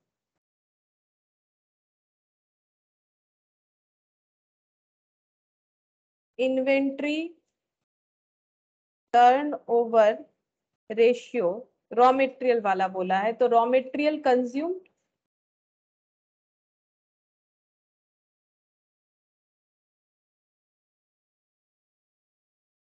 divided by average stock of raw material, ठीक है। तो रॉ मेटेरियल कंज्यूम्ड, ये क्वेश्चन में हमें डायरेक्टली गिवन है 78,000, तो ज्यादा कुछ नहीं करना पड़ा। ये देखो 78,000 का रॉ मेटेरियल कंज्यूम्ड हुआ है। Average stock 10,000 plus 16,000 divided by 2, तो एवरेज स्टॉक मतलब opening plus closing divided by 2। तो 10,000 प्लस 16,000 डिवाइडेड बाई, हाँ तो 26,000 डिवाइडेड बाई 2, 13,000, ठीक है। ये सब रुपीज में है, देखो ये सब लेकिन रुपीज में है। 78,000 रुपीज का रॉ मटेरियल कंज्यूम्ड हुआ, और 13,000 एवरेज जो है वो रहता है। स्टॉक, स्टॉक मतलब ये एवरेज हमेशा गोडाउन में इतना रहता है, उसके बाद भी 78,000 का कंजम्पशन हुआ है ना। तो इसको डिवाइड कर लो तो आंसर आ जाएगा 6 टाइम्स, यानी 6 टाइम्स में टर्नओवर हुआ। क्योंकि अगर हमेशा गोडाउन में 13,000 का स्टॉक रहता ही रहता है, फिर भी 78,000 कंजम्पशन हुआ, यानी 13,000 करके कितने बार टर्नओवर हुआ? 6 टाइम्स टर्नओवर हुआ, ठीक है। अच्छा, अब देखते हैं और कोई क्वेश्चन है इसमें।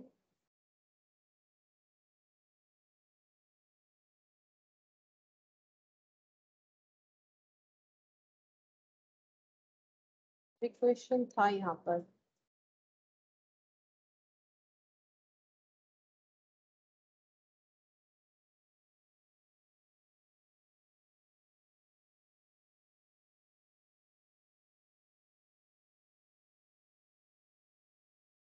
ये रहा। From the following data for the year ended 31st December 2016, calculate the inventory turnover ratio of 2 items and put forward your comments on them, और कमेंट भी करने बोला है, ठीक है। तो दो अलग अलग रॉ मटेरियल है। अब देखो यहाँ पर परचेज ड्यूरिंग द ईयर बोला है, तो इसका मतलब ये कौन सा वाला टर्नओवर पूछा होगा? Purchase during the year, raw material ही बोला है क्या? देख लेते हैं यहाँ पर। Calculate the inventory turnover ratio of 2 items and put forward your, अच्छा मेटेरियल बोल दिया है, इसका मतलब रॉ मेटेरियल का ही बोल रहा है, ठीक है। मेटेरियल तो यहाँ पर बता दिया। तो इलस्ट्रेशन 80, तो यहाँ पर ए, यहाँ पर बी, 2 टाइप्स ऑफ कंपोनेंट है। तो inventory turnover ratio, inventory turn over ratio किसका कैलकुलेट कर रहे हैं? रॉ मेटेरियल का, ठीक है। फॉर्मूला क्या होता है? Raw material consume, raw material consume divided by average stock of raw material. तो रॉ मेटेरियल कंज्यूम्ड कितना है और एवरेज स्टॉक कितना है? तो ए का देखो, कंज्यूम्ड हमें नहीं दिया हुआ है, तो हमें कंज्यूम्ड जो है वो कैलकुलेट करना पड़ेगा, ठीक है। रॉ मेटेरियल कंज्यूम्ड कैलकुलेट करना पड़ेगा, तो यहाँ पर कैलकुलेट करते हैं। Raw material consumed equal to, पिछले क्वेश्चन में दिया हुआ था, ठीक है। Raw material consumed equal to opening stock of raw material जितना था, लेस, सॉरी प्लस परचेज पहले करेंगे। परचेज ऑफ रॉ मटेरियल, अगर हम लोगों ने कोई रॉ मटेरियल परचेज किया है तो वो भी कंज्यूमेबल है। लेस जो कंज्यूम नहीं किया वो क्लोजिंग स्टॉक होता है, closing stock of raw material. अब इस पे पुट करके हम लोग raw material consumed of A and B calculate करेंगे, ठीक है। तो 10,000 प्लस 52,000, 10,000 प्लस 52,000 माइनस 6,000, तो ये हो गया 62 माइनस 6, 62,000 माइनस 6,000, तो इसमें हो गया 56,000। और बी का कितना हो जाएगा? 9,000 प्लस 27,000, 9,000 27,000 माइनस 11,000,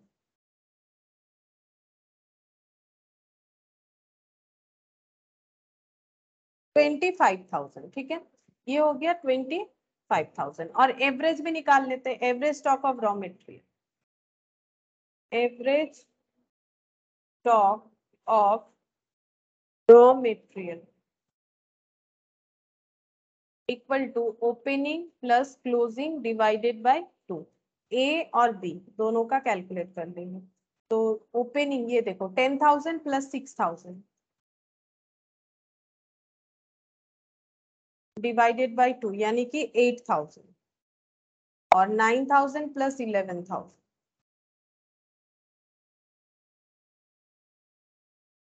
10,000 20 हो रहा है 10,000 हो गया। ठीक है, ये हो गया एवरेज स्टॉक लेवल। अब इसको हम लोग पुट कर देते हैं। ठीक है, average stock of raw material हो गया। अभी यहाँ पर पुट कर लेते हैं। रॉ मटेरियल कंज्यूम जो है 56,000 डिवाइडेड बाई 8,000, 56,000 डिवाइडेड बाई 8,000, तो ये हो गया 7 टाइम्स। और यहाँ पर 10 और 25,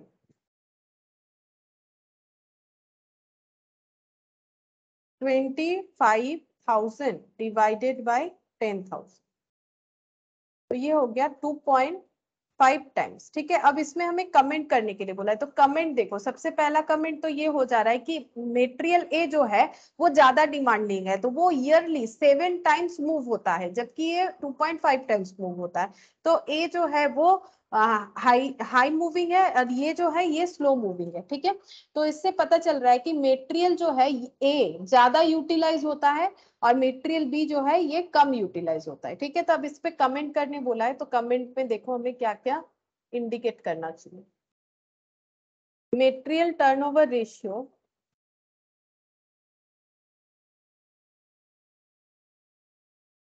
यानी कि वही inventory turnover ratio material related वाला। ठीक है, indicates the efficiency of the management with sorry which they are able to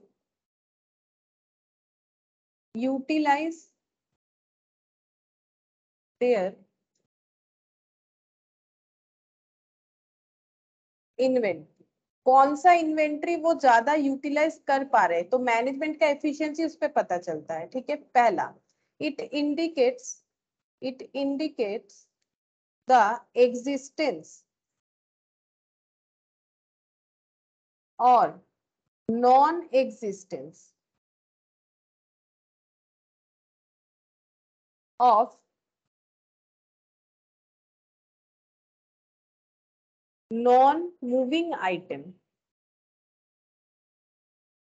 मतलब अगर किसी का रेशियो 0 आ रहा है तो इसका मतलब वो मूव ही नहीं करता है। ठीक है, जिसका रेशियो मतलब बहुत ही कम आ रहा है, जैसे मान लो अगर 1 आ जा रहा है तो इसका मतलब एक ही बार मूव करता है या फिर मूव नहीं करता है, तो वही चीज बोल रहा है। तो इससे हम लोग इस रेशियो से ये भी पता कर सकते हैं कि हमारे गोडाउन में कोई नॉन मूविंग आइटम है कि नहीं है। ठीक है, वही चीज बोल रहा है, it indicates the existence of existence और non existence of non moving item. क्या हम लोग का कोई नॉन मूविंग आइटम गोडाउन में एग्जिस्ट कर रहा है या नहीं कर रहा है। ठीक है, स्लो मूविंग को भी आइडेंटिफाई कर लेंगे इस रेशियो से।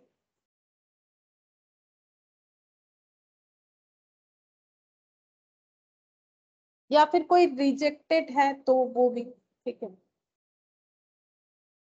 Dormant item in inventory, if the ratio is high, अगर रेशियो ज्यादा होता है, the efficiency is said to be high, and on the other hand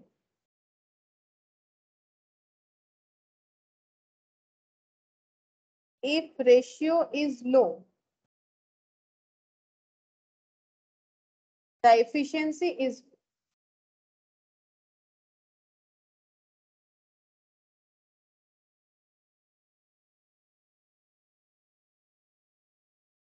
on view of above, we can say that material A is fast moving, then material B, and also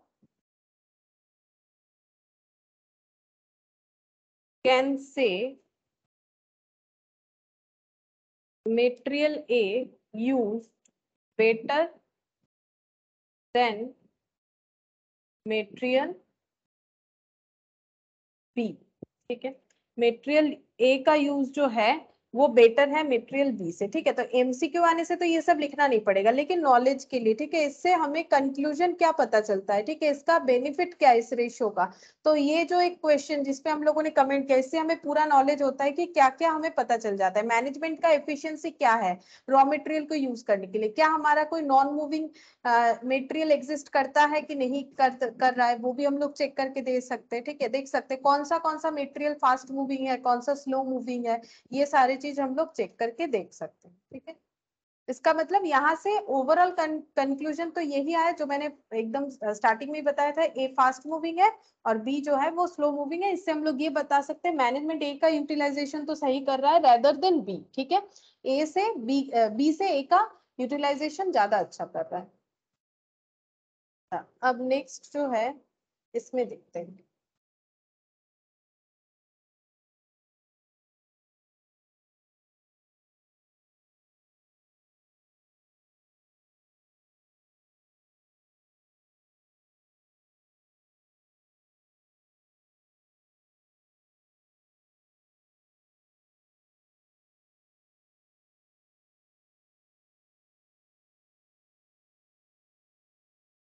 ये रहा inventory turnover ratio और inventory holding period भी यहाँ पर बोला है, the number of days for which the average inventory is held. ठीक है, तो क्वेश्चन 11, तो क्या है रॉ मटेरियल है कि फिनिश गुड्स है। Purchase during the year, closing stock, opening stock. Material x का डिटेल्स दिया है, यानी inventory turnover ratio raw material का, inventory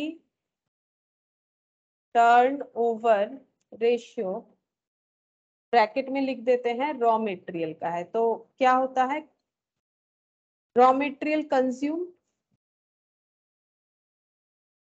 divided by average stock of raw material. तो रॉ मटेरियल कंज्यूम्ड कैलकुलेट करना पड़ेगा। रॉ मटेरियल कंज्यूम्ड कैसे calculate होगा, opening stock plus purchase minus closing stock, मतलब 90,000 प्लस 2,70,000 माइनस 1,10,000। यहाँ पर लिख लेते हैं रॉ मटेरियल कंज्यूम,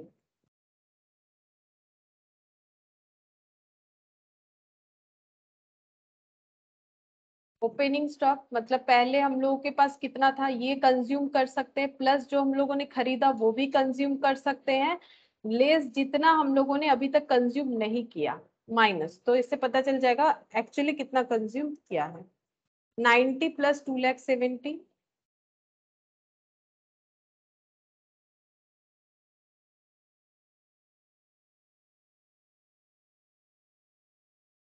माइनस 1,10,000। तो आंसर हो रहा है 90 प्लस 2,70,000, 2,50,000। ठीक है, ये हो रहा है 2,50,000। ये ईयरली रॉ मटेरियल का कंजम्पशन है। और average stock of raw material, opening plus closing divided by 2, तो 90 प्लस 1,10,000,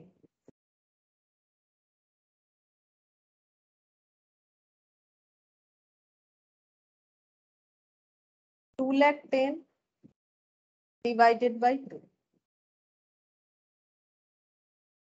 1,05,000। नहीं, ये तो 2,10,000 क्यों, 2,00,000 आ रहा है। हाँ, 2,00,000 आ रहा है।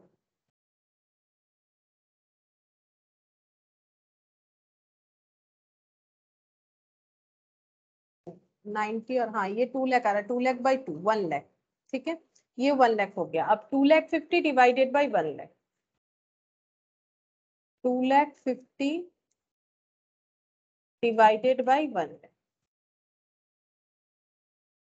तो इसका मतलब 2.5 टाइम्स हो गया, पहला आंसर आ गया 2.5 टाइम्स इन्वेंट्री टर्नओवर रेशियो। और यहाँ पर पूछ रहा है number of days for which inventory held, मतलब इन्वेंट्री होल्डिंग पीरियड, तो ये पीछे ही करना पड़ेगा, जगह नहीं। Inventory holding period, inventory holding period, number of days बोला है, इन डेज आंसर होना चाहिए। डेज यानी ईयर में कितने डेज होते हैं, 365 डेज। तो 365 डेज ये हो गया हम लोगों का, पूरे ईयर में कितने डेज होते हैं, और उस पूरे ईयर में 2.5 टाइम्स इन्वेंट्री जो है वो हम लोगों का मूव हुआ है, ठीक है। 2.5 टाइम्स मूव हुआ है 365 डेज में, ठीक है। तो कितने दिन वो स्टॉक में रहता है, डिवाइड कर देते हैं। देखो यहाँ पर आंसर आ रहा है 146, ठीक है, 146 डेज, 146 डेज, 146 डेज। इसका मतलब ये हो गया कि 146 डेज के गैप में, 146 डेज के गैप में जो है इन्वेंट्री मतलब टर्नओवर होता है, ठीक है। ये हो रहा है कि ईयरली कितना टाइम्स टर्नओवर होता है, 2.5 टाइम्स टर्नओवर होता है। क्यों, देखो ये देखो 1 लाख करके स्टोरेज में रहता है और कंजम्पशन 2,50,000 हुआ था, मतलब एक बार 1 लाख कंजम्पशन हुआ, फिर 1 लाख हुआ, फिर यहाँ पर 50,000 हुआ होगा, है ना। तो ये हो गया इस हिसाब से। और यहाँ पर क्या बोल रहा है कि कितने दिन जो है होल्ड करना पड़ता है इन्वेंट्री को, तो इसका मतलब ये जो टर्नओवर होता है ना, ये 146 डेज के गैप में होता है। 146 डेज बाद फिर नेक्स्ट टर्नओवर, फिर नेक्स्ट टर्नओवर 146 डेज के बाद, इसको बोलते हैं इन्वेंट्री होल्डिंग पीरियड, ठीक है। अच्छा, और इस पे कुछ क्वेश्चंस है नहीं अभी, ये वाला जो हम लोगों ने किया रॉ मटेरियल टर्नओवर रेशियो, ठीक है। अब हम लोग दूसरा एक टॉपिक डिस्कस करते हैं, इन्वेंट्री कंट्रोल। इसमें कितना सारा मेथड्स होता है, देखो कैसे इन्वेंट्री को हम लोग कंट्रोल कर सकते हैं। Inventory control on the basis of, on the basis of relative classification. कितने तरह से क्लासिफाई कर सकते हैं इन्वेंट्री कंट्रोल को, तो basically 4 types of inventory control होता है, जिसमें से पहला है एबीसी एनालिसिस।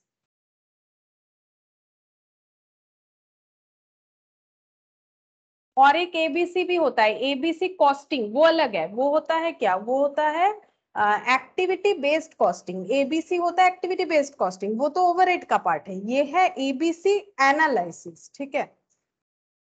नेक्स्ट है fast, slow and non moving, ठीक है। ये नाम है एक्चुअली, इसको ऐसे बोला जाता है एफएसएन एनालिसिस, ठीक है। फिर थर्ड होता है वाइटल, एसेंशियल एंड डिजायरेबल, यानी कि वे, ठीक। और फोर्थ होता है high, medium and low, HML analysis, ठीक है। क्वेश्चन में ना ऐसे ही नाम दे देता है FSN VED, ठीक है, HML, ये यहाँ पर ना मतलब फुल फॉर्म में बहुत ही कम देता है, इसीलिए हमें शॉर्ट फॉर्म इसका पता होना चाहिए। शॉर्ट फॉर्म में आ जाता है जैसे कि ABC एनालिसिस, तो यहाँ पर लिख देते हैं ये एनालिसिस का बेसिस क्या है। ABC एनालिसिस होता है on the basis of, on the, on the basis of value and frequency, ठीक है। मतलब इसको जब हम लोग डिटेल्स में पढ़ेंगे तब देखेंगे कि यहाँ पर हम लोग अपना जो इन्वेंट्री यानी स्टॉक है उसको कैसे कंट्रोल करते हैं, मतलब कंट्रोल यानी कि उसको कैसे मेंटेन करते हैं, ठीक है। मतलब बहुत ज्यादा कंट्रोलिंग किस हिसाब से करते हैं, कौन से प्रोडक्ट पे करते हैं और कौन से पे कम कंट्रोलिंग करेंगे। बोल रहा है कि वैल्यू एंड फ्रीक्वेंसी, मतलब जो कॉस्टली होगा उस पर कंट्रोल ज्यादा होगा, ठीक है।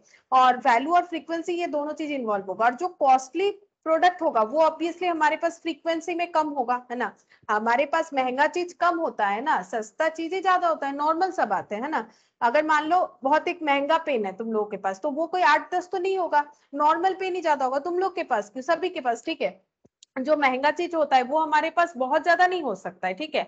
महंगा चीज हम लोग सब अपने अपने हिसाब से, कोई भी अगर हम लोग महंगा चीज खरीदेंगे उसका क्वांटिटी तो कम ही होगा, ठीक है, और उस पर हमारा कंट्रोलिंग भी ज्यादा होगा, उसको ज्यादा प्रोटेक्शन मिलेगा, ठीक है। तो इसका मतलब जो ज्यादा वैल्यूएबल है वो कम क्वांटिटी में है, उस पर कंट्रोल भी ज्यादा होगा, और जो जो जो कम वैल्यूएबल है वो ज्यादा क्वांटिटी में होगा। जैसे मान लो यूज एंड थ्रो पेन, ठीक है, ये तो हम खुद ही यूज करते हैं, ठीक है। तो ये एक सबसे सस्ता होता है, ठीक है। तो ये हम लोग बहुत सारा एक साथ खरीद भी सकते हैं, कोई प्रॉब्लम नहीं है, ठीक है। तो ये हम लोग क्या कर सकते हैं, इसमें क्या हो गया, वैल्यू जो है वो कम है तो फ्रीक्वेंसी में क्या हो गया, ज्यादा। और मान लो एक महंगा पेन है 100 रुपए वाला, एक 5 रुपए वाला है, तो 100 रुपए वाले पे कंट्रोलिंग ज्यादा होगा, 5 रुपए वाले पे नहीं होगा। तो ये एबीसी एनालिसिस इस बेसिस पे है। नेक्स्ट है फास्ट, स्लो, नॉन मूविंग। ये किस बेसिस पे है, on the basis of inventory turnover.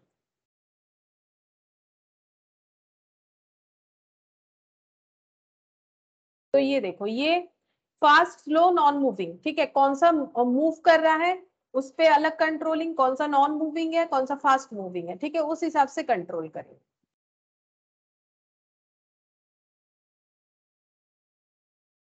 Next हो जाएगा ऑन द बेसिस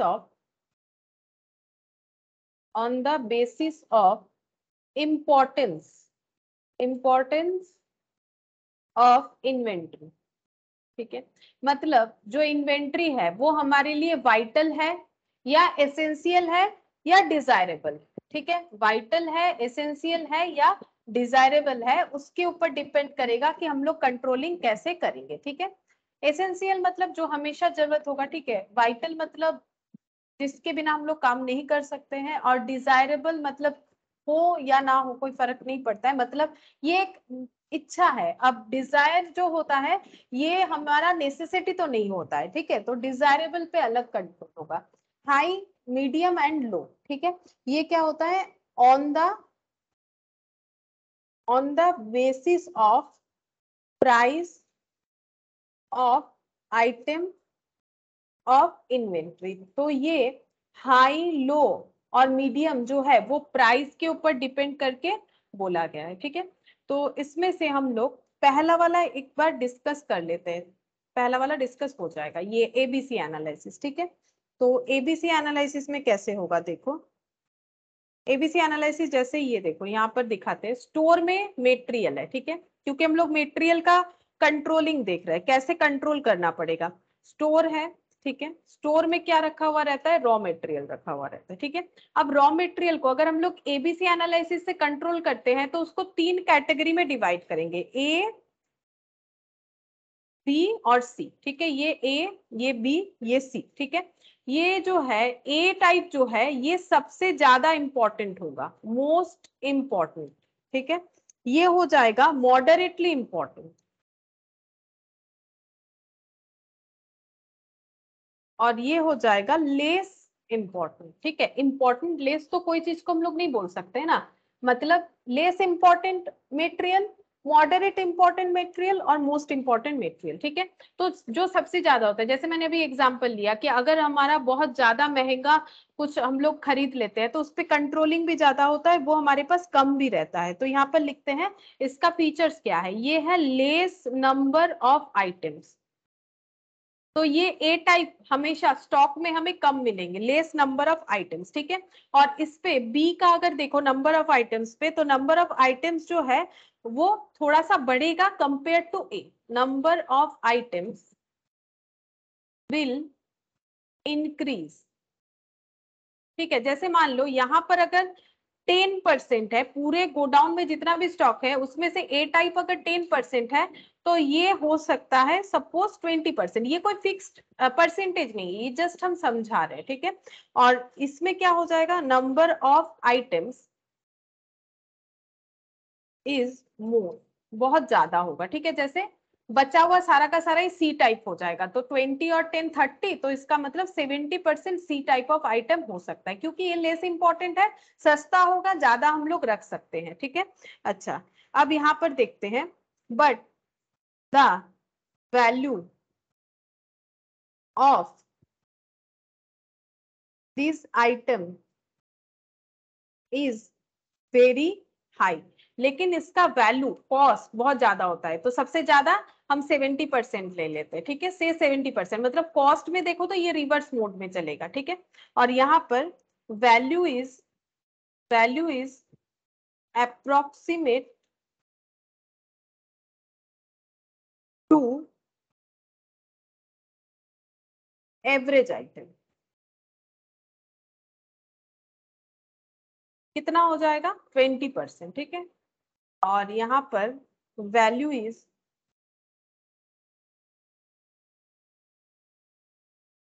से 10% ऑफ टोटल आइटम, ठीक है, ये मैंने लिख दिया, value is 10% of total item, ये मैंने ब्रैकेट में लिख दिया, value is not very high, ऐसे लिख देते हैं, नॉट वेरी हाई। और इस पे और एक पॉइंट लिख देते हैं, these are the very important and critical item, critical, ठीक है, क्रिटिकल आइटम मतलब ये अगर बाई चांस किसी वजह से डैमेज हो जाता है तो हमारे लिए बहुत ज्यादा जो है मतलब लॉस हो जाएगा, ठीक है, बहुत ज्यादा लॉस हो जाएगा। ये क्रिटिकल आइटम, क्रिटिकल मतलब इसे संभाल के रखना, इस पे कंट्रोलिंग ज्यादा रखना है, ठीक है, और बहुत इंपॉर्टेंट भी होता है। तो इस तरह से हम लोग अपना इन्वेंट्री को कंट्रोल कर सकते हैं on the basis of value and frequency, ठीक है, ये हो गया। अब नेक्स्ट दिन हम लोग ये सारा डिस्कस करेंगे, ठीक है, आज इतना ही करते हैं।